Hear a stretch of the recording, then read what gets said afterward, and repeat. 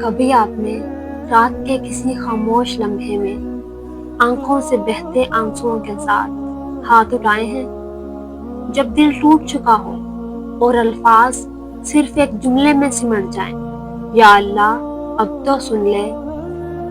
کبھی ایسا لگا سجدے میں دل رویا مگر جواب خاموشی میں چھپ گیا؟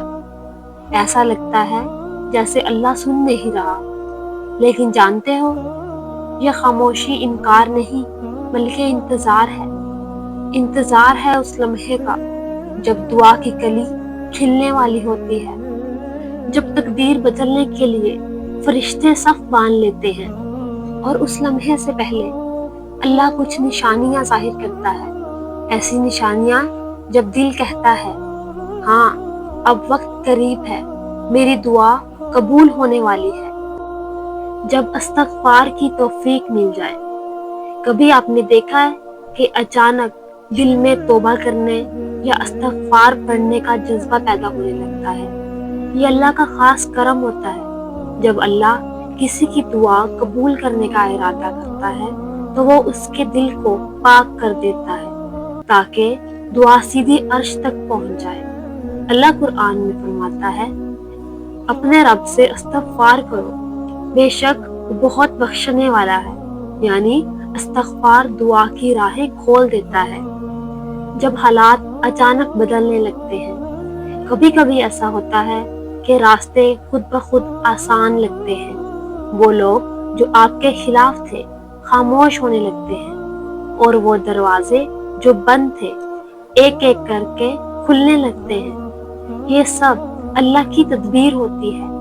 یہ نشان ہے کہ دعا زمین سے آسمان تک پہنچ چکی ہے اور اب اللہ نے عملی جواب دینا شروع کر دیا ہے۔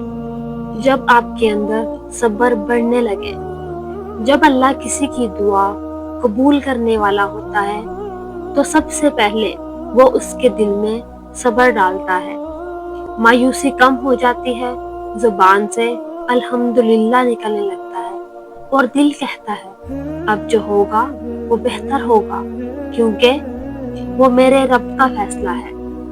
اللہ قرآن میں فرماتا ہے بے شک اللہ صبر کرنے والوں کے ساتھ ہے۔ یہ صبر ہی اس بات کی نشانی ہے کہ آپ اللہ کے قریب ہو چکے ہیں، اور جو اللہ کے قریب ہو جائے اس کی دعا رد نہیں ہوتی۔ دل میں بے وجہ سکون اتر آنا، جب دل بے چین ہو اور اچانک عجیب سا سکون اترنے لگے، ایسا لگتا ہے جیسے اندر سے کوئی کہہ رہا ہو فکر نہ کرو سب کچھ ٹھیک ہو جائے گا، تو سمجھ لو یہ اللہ کی طرف سے اطمینان ہے۔ یہی وہ لمحہ ہے جب اللہ فرشتوں کو حکم دیتا ہے میرے بندے کا دل مطمئن کر دو، میں نے اس کی دعا سن لی ہے۔ اللہ قرآن میں فرماتا ہے یقیناً اللہ کے ذکر سے ہی دلوں کو سکون حاصل ہوتا ہے۔